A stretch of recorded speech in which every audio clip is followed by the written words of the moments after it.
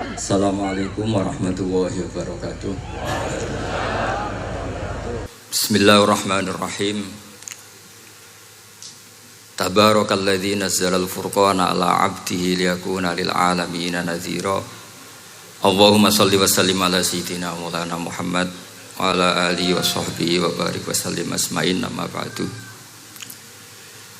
Al-Mukarram kang kita hormati, Bapak kita semua, orang kita semua, Ki Haji Agus Ali Masyuri, sedanten para habaib, para ulama, para kiai, wabil khusus Dr. Yusri, matta'akumullah wa atala baqa'akum lil muslimin. Tamu-tamu undangan yang kami hormati, di sini ada Bapak Muhaimin Iskandar, semua adik-adik santri yang saya cintai, yang saya hormati. Ini pertama kali saya pakai serban. Insya Allah tidak sampai 1 menit nanti saya copot. Karena untuk gus-gus muda itu ada kaedahnya. Katanya dulu pakai serban setelah bisa baca Wahab. Kalau sekarang enggak, kalau sudah kaji dipanggil abah ya pakai serban. Saya ini santri sarang mulai kecil. Dulu pakai fikih, model usul fikih. Jadi kalau keyakinan Mbah Maimun itu kalau ada santri pakai peci putih itu dimarahin. Katanya beliau, wong desa itu kaji adol Tegal, adol sawah, mbok saingi kedul 5.000. Jadi ngelarani kiai itu, ngelarani wong desa itu dosa katanya. Tapi beberapa kiai pakai peci putih karena sunat. Akhirnya saya sudah haji tapi keterusan pakai peci hitam karena mulai kecil diharamkan terus keterusan itu. Pakai serban juga gitu, dulu ada kaedahnya katanya boleh pakai ini harus setelah ini terus keterusan nggak pakai. Tapi ini alhamdulillah dikasih sama Gus Ali, ini saya terima. Nah ini iaro apa tamblik tidak tahu. Teman-teman bahasa Indonesia Jawa bahasa Inggris jadi bahasa Inggris favorit, understand juga. Jawa mawon nggih, santai-santai mawon nggih. Ini saya tidak tahu, saya harus istighfar atau harus syukur. Karena kenapa saya berpikir ini kalau butuh istighfar nopo syukur, mergi termasuk yang paling saya hindari itu acara seperti ini. Cuma ada 2% pengecualian, yaitu guru, keluarga, temannya bapak. Ini Gus Ali termasuk masuk kategori temannya bapak. Saya itu berkali-kali diundang acara publik itu tidak pernah mau. Satu, mungkin nggak bakat ya, nggak bakat juga nggak ingin. 2, saya tidak cukup punya kemampuan untuk menjelaskan konstruksi Islam yang utuh hanya dalam waktu 1 jam. Karena keyakinan saya ngaji itu harus khatam, karena saya ini trauma. Kalau ngaji di depan Musonnet bilang kama sayati, sebagaimana yang akan datang. Setelah belajar di belakang kama sabako, seperti yang sudah kelewat. Sehingga gara-gara itu saya kalau sinau itu khatam dari min awali hatta akhiri. Karena yang satu di depan kama sayati, setelah di belakang kama sabako apa kama takotan. Yang jelas ilmu yang saya tekuni memang ilmu tafsir. Gus Ali tahu betul tentang bapak saya. Karena mulai kecil saya ini menangi beliau belum tenar-tenar amat, sampai sangat tenar, mungkin sampai langit kayak khawatir. Begini, dulu saya di sarang itu pernah rois takrib, rois fathul mu'in. Tapi yang menjadi saya tambah alim itu gara-gara gejolokan bapak begini. Hak dhisik ana wong imami saking semangate ngapalno hal ataka haditsul ghasyiyah Jumat-Jumat itu, karena dia ingin keren ya pakai surat panjang gitu. Terus dia datang ketika takbir langsung baca Bismillahirrahmanirrahim hal ataka haditsul ghasyiyah. Makmumnya bilang subhanallah, karena dia agak pede dengan surat yang panjang diganti kul ya ayyuhal kafirun. Makmumnya masih bilang subhanallah. Sampai berkali-kali diganti surat kulhu, ya makmumnya tetap bilang subhanallah. Karena nggak tahu caranya mengingatkan kalau imam itu tidak baca Fatihah. Karena ada satu cara, yaitu kon ngelingno ngangge napa subhanallah. Akhirnya wonten makmum sing nekat ora maca Fatihah. Nah, pertanyaan bapak saya, kamu harus berani istihad, merubah hanya satu pakem, mengingatkan imam tuh pakai subhanallah. Karena kalau kasus seperti ini nggak cukup diingatkan subhanallah. Niki adik-adik, kira-kira batal mboten ngelingno imam muni ora maca Fatihah. Kalau sampean bilang batal berarti nggak ada solusinya. Kalau bilang sah itu beberapa kalimat yang dalam pakem sholat itu napa? Membatalkan. Sampean milih batal apa enggak? Enggak polling saja kayak pemilu. Sampai saya tuh cari-cari, akhirnya ketemu juga di kitab Mizan Kubro diterangkan oleh Imam Malik bahwa kalamul musolli, musolli itu ngomong, kalau itu manfaat, tapi jangan ditiru loh ya, dan darurat, ya, dan darurat, maka itu boleh dan tidak membatalkan sholat. Misalnya imam sholat kemudian di bawahnya ada bom atau ada ular kobra, kalau nggak ada cara ya mau tidak mau harus diingatkan pakai kalimat, karena kalau subhanallah toh nanti gonta-ganti surat saja. Tahu-tahu mati dipatok ular apa? Kobra. Sehingga dari gejolokan-gejolokan seperti itu akhirnya saya berpikir, sampai saya nyari kitab-kitab Al-Madzhabul Arba'ah, karena memang nggak cukup. Terus pertanyaan kedua kata bapak saya tentang tradisi, misalnya orang-orang kampung kalau bikin batu bata itu dari tanah, kemudian kadang makjunun bisirjin, kadang dicampur dengan apa? Sirjin. Nggak usah diterjemah, ini sambil latihan bahasa Arab katanya. Masa pondok internasional nggak bisa bahasa Inggris sama bahasa Arab? Makjun ya. Ternyata mazhab Syafi'iyahnya membolehkan atau nganggap alatut tohara itu dua, al-ma' wa turab. Tapi ternyata dalam mazhab Hanafi termasuk alatut tadhir atau alatut tohara itu an-nar, yaitu api. Alasan Abu Hanifah, orang mukmin yang banyak dosanya itu untuk masuk surga itu disucikan dulu di neraka. Artinya an-nar itu al-mutahhirah. Nar itu gunanya mensucikan. Sehingga batu bata karena sudah mengalami proses dibakar, maka berarti suci meskipun makjunun bisirjin. Ya tapi jangan pakai tayamum, pakai apa? Nah, jadi kalau anda mandi junub atau nggak punya wudhu, kalau nggak ada turab sama apa air, ada solusinya, yaitu wudhu pakai nar. Tapi itu jelas haram itu kalau itu, karena nggak mungkin nggak ada turab, itu nggak mungkin. Sehingga ini penting, gejolokan-gejolokan para ulama, para guru ini penting, karena ternyata para nabi itu menjadi pinter itu ya karena digojlok pangeran. Saya punya sekian contoh di kitab-kitab para wali. Ketika datang malakul mauti ke Nabi Ibrahim dan akan mengambil nyawanya, itu Nabi Ibrahim tangklet, kowe sapa? Aku malaikat. Ono apa? Ditugasno pangeran mencabut nyawa Anda. Terus kata Nabi Ibrahim, apa kamu tahu saya ini siapa? Ya tahu, Anda Khalilur Rahman, kamu kekasih Allah. Terus kata Nabi Ibrahim, hal ra'aita habiban yumitu habibah, masa ada kekasih membunuh yang dikasih? Pasti Anda salah.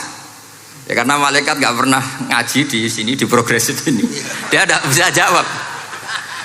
Akhirnya niki kalau pamit, niki kalau sembuh niki cekap, niki cekap, bingung, betul nguling nih, bingung nih. Akhirnya malaikatnya matur malih teng pangeran. Ya Allah, kata Nabi Ibrahim logikanya begini, wahal ra'aita habiban yumitu habibah. Mosok kekasih kok dipateni kekasih. Terus kata Allah gini, ya sudah bilang gini sama Nabi Ibrahim, sama Ibrahim, wahal ra'aita habiban yakrahu ayyalqa habibah. Mosok kekasih kok ora siap ketemu sing dikasih. Akhirnya Israel datang lagi, balik mana? Gini logikanya dibalik sekarang begini gitu.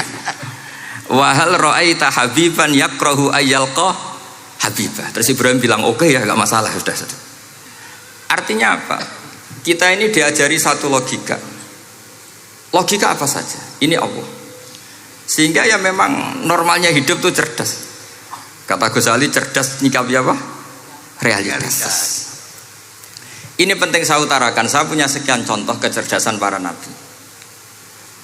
saya berkali-kali cerita, nabi yang sezaman itu sebetulnya 3, tapi yang ilmunya level itu hanya 2. Karena ada yang sezaman yaitu Ibrahim dan Lut. Tentu tidak level karena Nabi Lut itu pernah keponakan Nabi siapa? Ibrahim. Kedua Nabi Musa dan Nabi Harun. Tapi ini juga agak level karena Nabi Harun jadinya Nabi itu karena proposal Nabi Musa. Jadi proposal mulai dulu ya ada.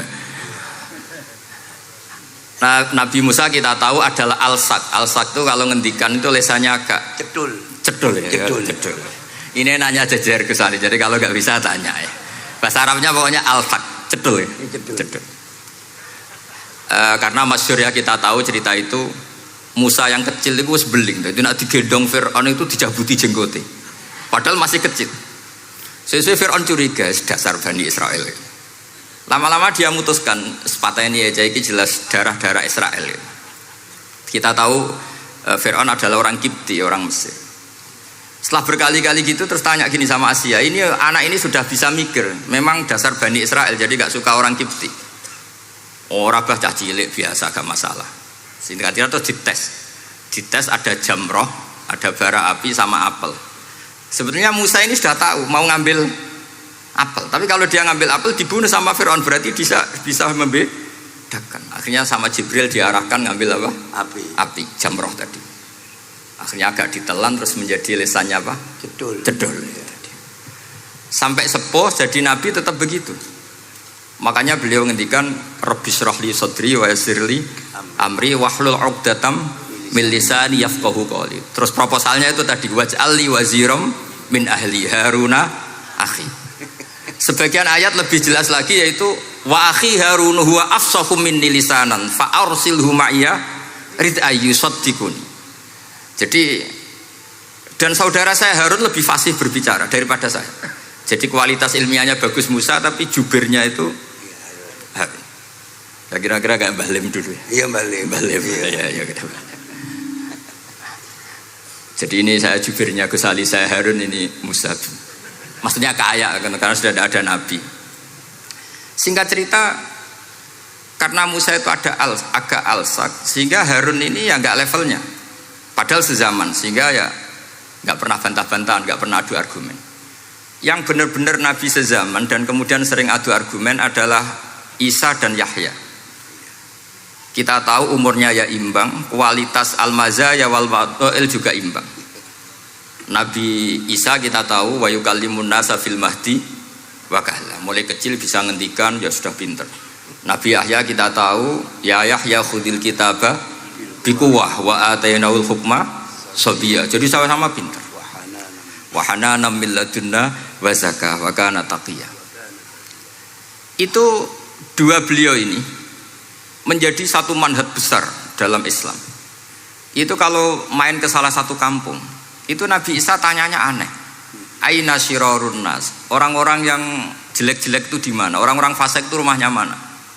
Kalau Nabi Yahya tanya aina khiyarun nas, orang-orang baik itu di mana? Akhirnya dua beliau ini saling berargumentasi. Kenapa kamu tanya aina syirarun nas? Terus Nabi Isa katanya, lah kenapa kamu tanya aina khiyarun nas? Terus kata Nabi Yahya, enak kancanan wong soleh, gak ruwet kan? Kancanan wong soleh itu kan enak, gak dibodoni, gak ruwet. Pemenang kancanan wong mati, sering bodoni gitu.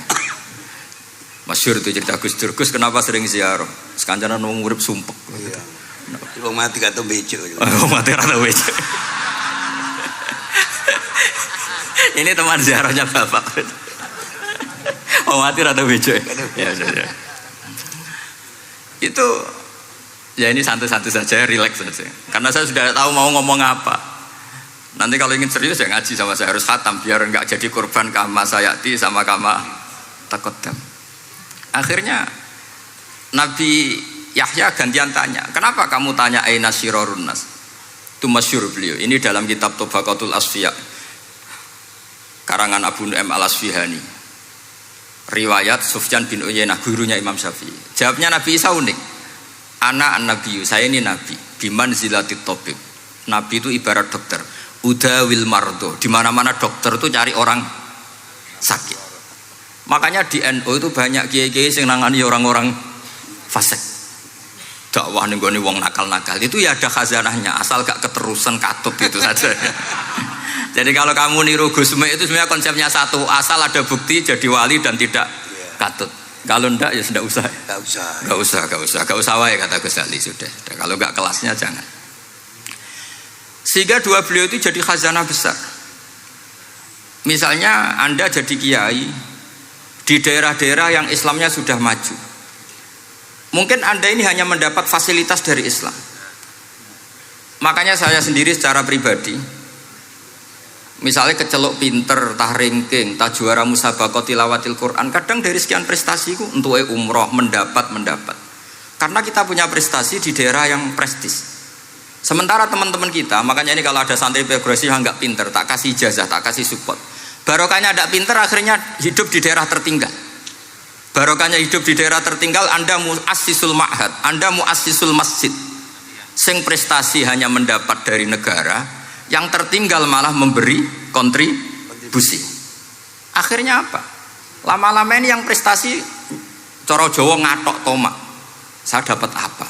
Sementara yang di desa tertinggal saya bisa memberi apa? Sehingga Allah bikin wong bodoh itu ada rencana besar itu kira. Jadi mau orang bodoh itu gak ada orang-orang santri yang hidup di daerah-daerah apa?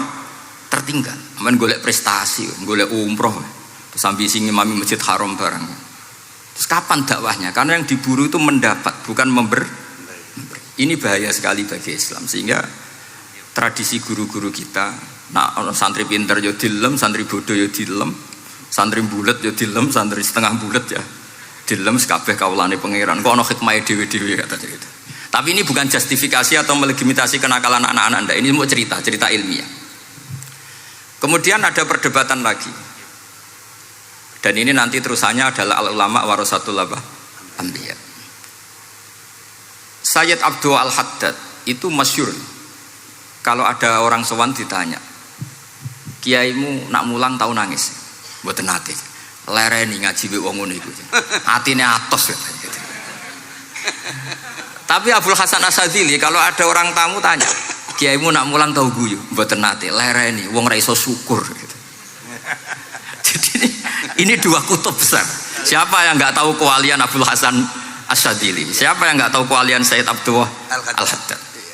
Nah ini kalau Gus Ali sudah dua-duanya, guyu ya sering, nangis ya sering. Ini sudah makomen, ini sudah Majma'ul Bahrain kalau dalam ilmu tasawuf. Dan itu mirip perdebatan Nabi Yahya dan Nabi Isa. Nabi Yahya itu happy, hidupnya happy. Kayak bapak saya itu hidupnya happy. Zaman miskin saja gak pernah susah. Gak pernah susah ya. Bapak saya itu khasnya gak pernah susah. Mau meninggal saja masih guyon sama saya. Mau kapundhut tuh seguyon kalian. Ya seneng, ya happy saja. Jadi mirip cerita Jalaluddin Ar-Rumi. Beliau mau kapundhut, muridnya nangis semua, marah-marah dia. Kamu murid-murid yang bodoh. Saya ini mau ketemu kasih kamu tangisi. Ayo joget semua.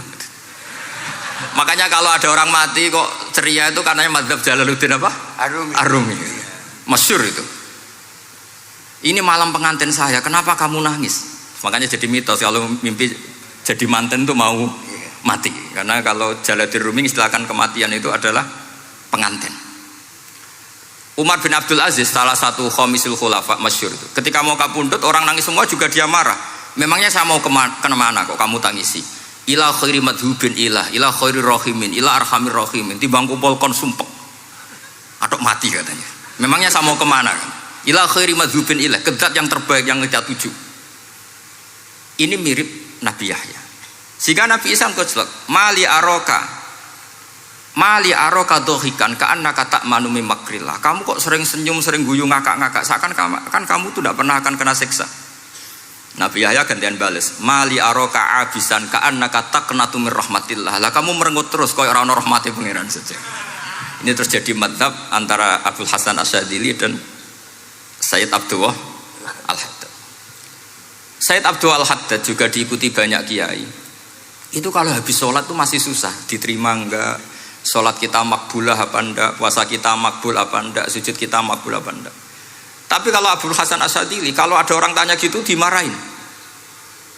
Sujud kula ditampi mboten ya Sayyid Abdul Hasan Asyadzili. Gak usah mikir ngono, ditegir sujud wis luar biasa. Orang geruang ditegir sujud, gak usah mikir ditampa ta ora. Loh iya, ketika kita nanti ketemu Allah, prestasi betul gak pernah sujud itu. Sebagai hamba kita bangga pernah sujud, terus gak penting ditampa ta ora. Bahkan kalau anak-anak muda ini kepengen ditompo niat elek, ditompo digajar pangeran terus mlebu swarga terus sama bidadari gitu. Jadi muni ditompo tapi pikirannya sudah ngayal macam-macam. Kalau mazhab Abul Hasan Asyadzili tidak. Sehingga kitab hikam, kita tahu kitab hikam itu adalah dikarang Ibnu Athaillah As-Sakandari, dia muridnya Abdul Abbas Al-Mursi, dan ini terus muridnya Abul Hasan Asyadzili. Itu cerminan Syadziliyah murni. Ya saya ulang lagi, itu cerminan Syadziliyah murni. Sehingga beliau ngendikan masyhur itu, qalilul amali ma'a syuhudil minnah minallah khairun min kasiril amali ma'a ru'yatit taqsir. Jadi amal sedikit tapi yakin itu anugerah Allah, lebih baik beramal banyak tapi masih merasa salah karena ra ono syukure. Makanya bapak saya Gus Ali ana wong abangan gelem salat, gak tahu gak disahno sah terus. Ketika ada orang fikih marah-marah tapi rubah gedang, wes rubah gedang lah, wes sah terus. Pokoknya sah terus. Ini sangat-sangat sadili berarti. Ini penting saya utarakan supaya khazanah kita itu tidak pernah habis. Karena al ulama warasatul anbiya. Nabi tidak ada warosati, tapi warasatul anbiya. Sehingga semua watak para nabi sebelum Rasulullah SAW itu semua tercermin pada umatnya Rasulullah SAW. Cerita paling terkenal tentu Asra Badrin. Tawanan-tawanan perang Badarin mau diapakan? Rasulullah istasyara Abu Bakrin. Terus kata Abu Bakar, itu keluargamu ya Rasulullah. Hum asyiratuka, hum aqaribuka. Ya maafkan saja. Terus ditanya Umar, menurut kamu gimana Umar? Itu kan orang-orang yang ngusir engkau ya Rasulullah. Yang dulu ingin membunuh engkau, sekarang ketangkap ya bunuh, kok repot. Apa kata Rasulullah? Masaluka ya Abu Bakrin kamasali Ibrahim isqala faman tabi'ani fa innahu minni wa man asani fa innaka ghafurur rahim. Sing prestasi ya alhamdulillah, sing ra prestasi muga-muga pangeran akeh sepurane. Sudah gitu ya cara Gus Ali ya sis ngono kok repot. Wa masaluka ya Umar kamasalin Nuh isqala rabbi la tadzar alal ardi minal kafirina dayara. Sudah habisi saja ning donya kok kafir. Tapi anehnya apa? Rasulullah akhudha bi madzhabi Abi Bakar. Nabi mengambil pendapatnya siapa? Abu Bakar. Karena Nabi kena khitab anit tabi millata Ibrahim hanifah. Akhirnya terus keterusan. Akeh kiai NU nek ana umat salah dibarno nganti ra roh nak salah. Makanya kenangan saya sama Mbah Sal Mahfud karena beliau itu sepupu sama Mbah saya di Israel itu. Kata Mbah Sal gini, "Hak umpama pantes," kata beliau ini, "umpama pantes, pondok-pondok itu tak sertifikat." Kenapa, Mbah? Lah ya akeh kiai gondrong muridé kol gondrong kabeh terus kadang rapati salat jare diulang kali jogo. Engko neng kali-kali golek Nabi Khidir gak tau ngaji.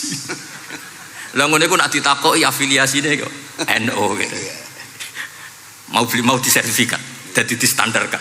Pokoknya anggar gak ana takribe ya ora NU gitu.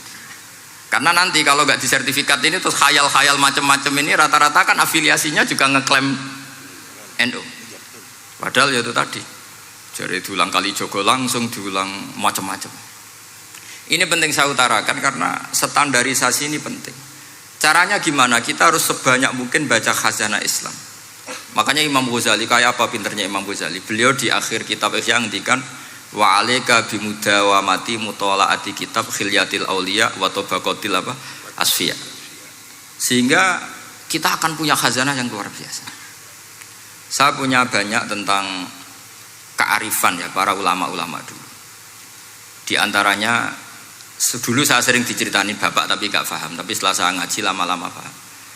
Beliau pernah didhawuhi Badullah gini, Nur dhisik ana wong salat 2 rakaat, terus syukur akhirnya salat lagi sampai 4 rakaat. Saking syukurnya salat lagi sampai 6 rakaat. Seterusnya sampai 1000 salat. Kita tahu itu Sayyid Ali Zainal Abidin. Jadi dia menambahkan sholat itu karena iskon lillah, wa syauqon lillah, mahabbatan lillah.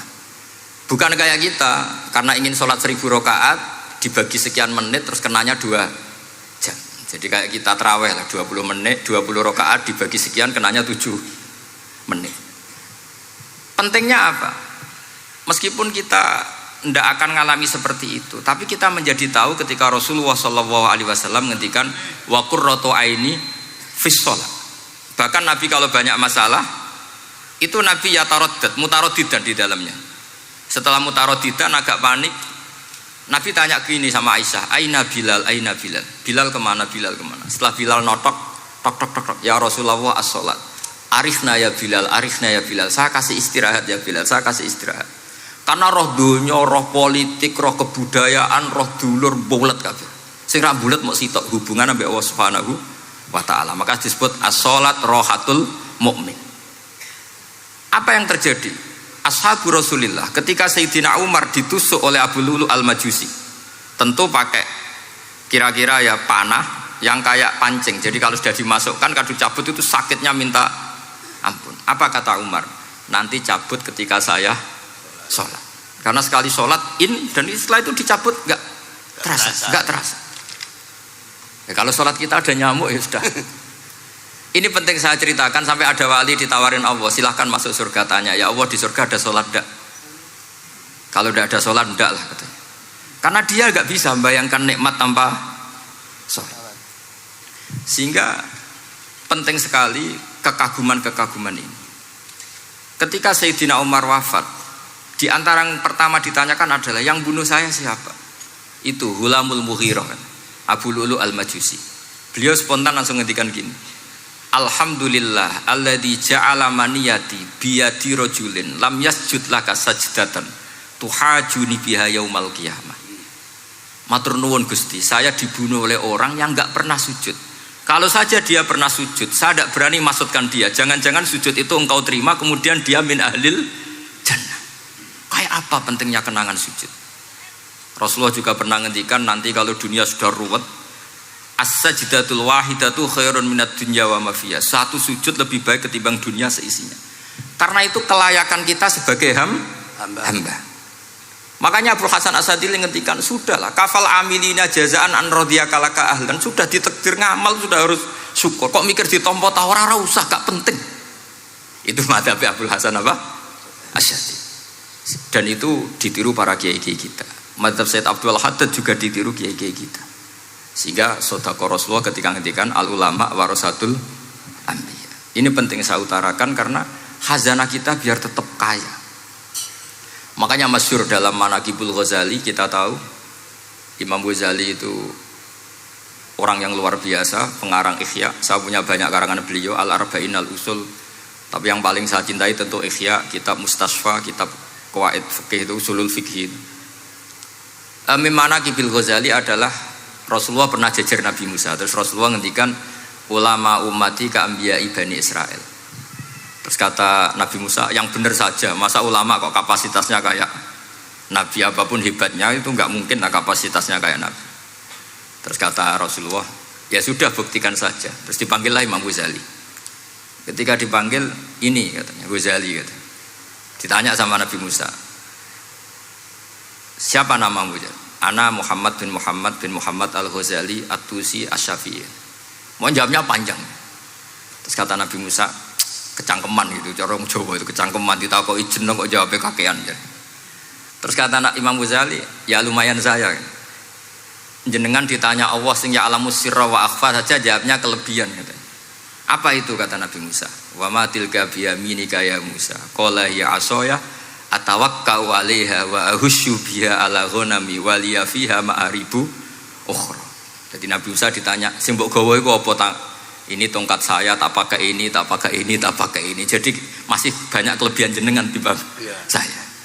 Akhirnya fa'aqarra Nabi Musa ini ikrar bahwa benar-benar ulama Rasulillah itu keambiai Bani apa?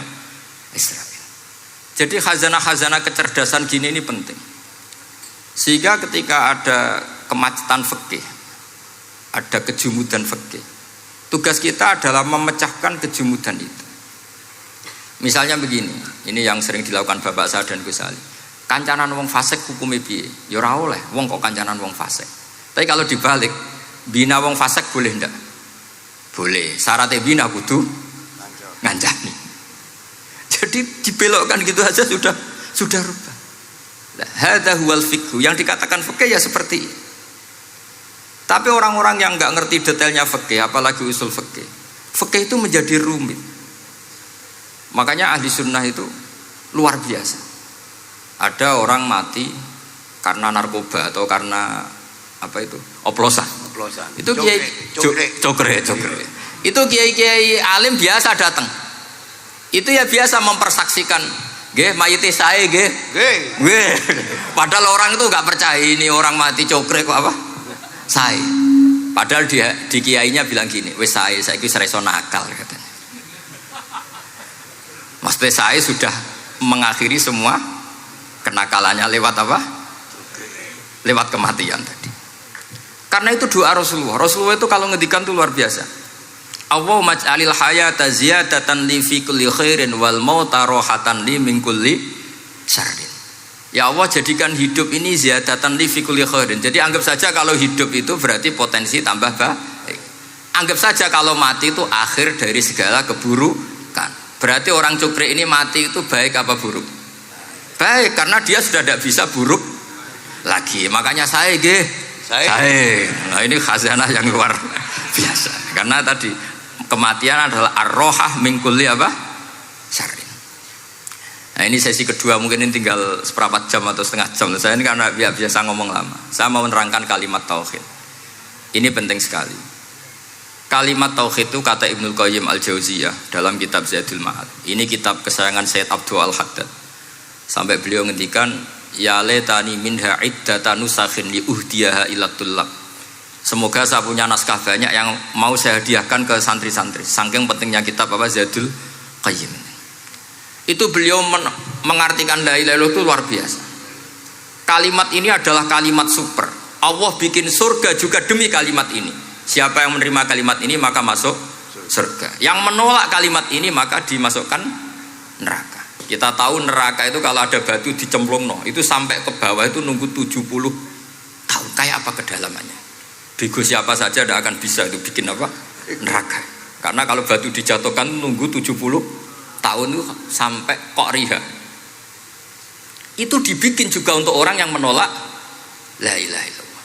Kemudian karena manusia butuh latihan, dibikinlah langit dan bumi supaya didiami manusia untuk menerima konsep la ilaha illallah. Karena manusia butuh pelatih, diutuslah para rasul untuk melatih la ilaha illallah. Dan kalimat ini andaikan ada orang kafir 70 tahun, kemudian dia melafadzkan la ilaha illallah Muhammadur Rasulullah, maka semua kekafirannya dihilang. Maka santri-santri yang aswaja ini harus yakin, ia adalah kalimatun dakhala bihal kafiru al-islam. Ini kalimat yang orang kafir 70 tahun saja menjadi muslim. Tapi sekarang banyak gerakan dengan kalimat yang sama malah orang Islam menjadi kafir. Itu kira-kira kelompok aneh nopo boten. Hanya karena la ilaha illallah banyak kelipatok dihukumi kafir. Gara-gara la ilaha illallah bipitung dino diarani kafir. Wong kalimat ini sing kafir wae dadi mukmin. Sekarang dengan kalimat yang sama yang mukmin jadi kafir. Ini apa-apaan? Kira-kira gitu. Cara madzhab ini apa-apaan? Ini penting saya utarakan. Jadi kepastian tauhid. Ngendikane pangeran kullil ladzina kafaru iyantahu yughfar lahum ma qad salaf. Makanya Abdul Hasan As-Sadili ketika nafsirkan fa'lam annahu la ilaha illallah wastaghfir li dzambika walil mu'minina wal itu ai bihadhil kalimah kata beliau. Kamu harus camkan bahwa la ilaha illallah dan setelah itu kamu baru sah istighfar untuk kamu sendiri maupun untuk orang mukmin siapapun, mukmin mukminah. Kita tahu andaikan kita punya keluarga kafirah atau murtadah sah enggak diistighfari? Enggak sah. Tapi sefasik apapun asal dia min ahli tauhid maka sah diistighfari karena fa'lam annahu la ilaha illallah wastaghfir lidzambika walil mu'minin. Jadi sahnya mengistighfarkan orang lain hanya dengan satu syarat yaitu dia min ahli la ilaha illallah Muhammadur Rasulullah. Sehingga dalam cerita-cerita kewalian, dan ini saya percaya cerita ini karena saya pernah menemukan di Musnad Ahmad, saya menemukan di Ithaf syaratnya Ihya, juga di kitabnya Said Muhammad Abu Abdul Farad itu. Dulu itu ada wali yang tukang bikin Istanbul itu. Pernah dengar tuh Istanbul itu yang Quran kecil itu. Kalau sekarang kan dibikin masif 5.000-an. Kalau dulu masih asli. Itu Kiai Sarbini itu kayak Mbah Khalil Bangkalan. Jadi karena dia orang penting itu, nak diundang orang itu, ya engkau nak ditakoki pangeran muni rombongan. Jadi kayak Mbah Khalil juga Mesir gitu. Terus ditinggal lagi. Nggak takoki pangeran muni ngenteni Mbah Khalil, ngenteni rombongan. Ya sudah gitu dong. Tapi karena beliau terkenal wali ya. Singkat cerita kalau Sohibul Bait ini nggak terima karena pas 7 hari sampai disembelih sapi apa-apa ternyata dia tahlilnya sebentar. Terus kata beliau, ya sudah semua makanan itu ditimbang pakai pohon kelapa. yang satu kosongin katanya. Kifatul mizan yang satu atau kafatain mizan yang satu dikosongin. Beliau datang yang bikin Istanbul tadi, bilang bis itu sudah jompat katanya. Sudah tinggi bismillahnya. Kata beliau, bismillahku ra genep wae wis ngalahno pakananmu, apalagi genep katanya. Ini penting saya utarakan nanti di cerita yang di kitab Musnad Ahmad. Ini perlu dicamkan. Saya hafalkan hadis itu. Inna wa ta'ala istakhlasa rajulan min ummati ala ru'usil khalaid. Setelah dipertontonkan, fayan syuru alaihi tis'an wa tis'ina sijillan. Kullu sijillin minha maddul basar. Jadi ketika dipertontonkan itu ada satu box. Yang satu boxnya itu sudah sepanjang mata melihat. Sudah satu boxnya saja itu mislu maddil basar, sepandang mata melihat. Apalagi di 99. Terus Allah itu fair. Allah tanya, afalaka uzrun, apa kamu melakukan kesalahan banyak ini punya alasan? Enggak katanya. Adzolamat kata badi al-hafidun, apa memang malaikat itu sentimen sehingga salah kamu tok yang ditulis, kalau kamu enggak salah enggak ditulis? Enggak ya Allah. Terus kata Allah, bala innalaka inti hasanah, kamu masih punya satu kebaikan. Ketika Allah bilang kamu punya satu kebaikan, apa kata lelaki tadi? Nah, gunanya apa ya Allah satu kebaikan dibanding kesalahan yang sebanyak itu? Akhirnya kesalahan yang sebanyak itu ditimbang, si timbang satunya itu hanya la ilaha illallah Muhammadur Rasulullah. Fato syat as-sijillat, semua catatan salah tadi kalah. Kenapa? Fala yaskulu ma'asmillahi ta'ala syai'un, karena di dunia maupun akhirat tidak ada yang bisa mengalahkan kalimah thayyibah. Tapi sekarang kalimah thayyibah itu jadi tersangka. Nah ini makanya saya mohon santri-santri, hujjiyatu ahli sunnah wal jamaah ini harus mustaqirrah, harus sabitah, harus benar-benar berargumentatif.